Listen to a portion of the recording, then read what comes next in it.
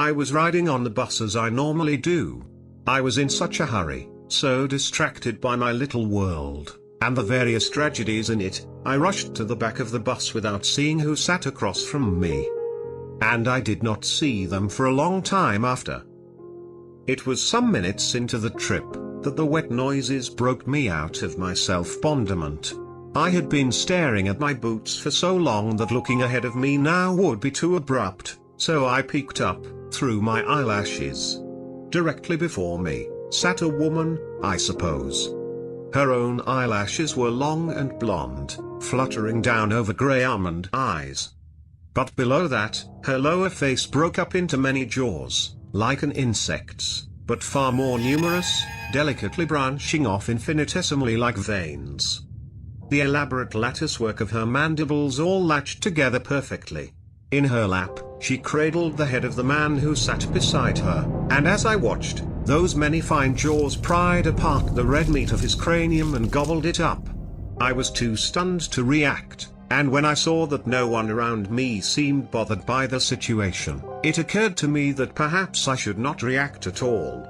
Breathing slowly, I continued to watch the macabre show through the veil of my lashes. Her stop came at last. As she got up, I swear she fixed her eyes on me and, even without the right mouth for it, smiled. Then she was gone. The mutilated corpse bumped fleshily against the empty seat with every rumble of the bus. I did not move. Suddenly, something glinted out at me from the violated cavity. I looked around discreetly as I dared, but no one else seemed to notice this, either. I waited. Never had the ride to my stop seemed so long. The thing in the man's brains glinted again. Curiosity began to take hold of my muscles. Edging in my seat, I tried for a better look, but nothing more was yielded. I tried many different angles, losing consideration for how strange, or impolite it must look to stare so, but I could still see nothing more. At some point, the bus had shifted the man so that the open bowl of his skull tilted straight at me.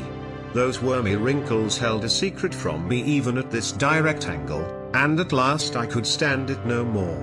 I dug out a pen from the depths of my bag and uncapped it. Renewed concern for those around struck me, and I looked, but no one cared. Dead or alive, the man and I may as well not have been there, without reason to restrain. I did not. Brandishing the projecting bar of the pen lid, I stroked it across the pale brain meat. The tissue yielded subtly. Encouraged, I dug it deeper into the meat, faster, etching deep furrows. A bit more of the shining stuff shone through, to my delight. Then I snapped my head up and looked around again, fearful how this must appear.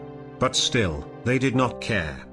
So, I went back to work, uncovering still more, but it was too little too slowly.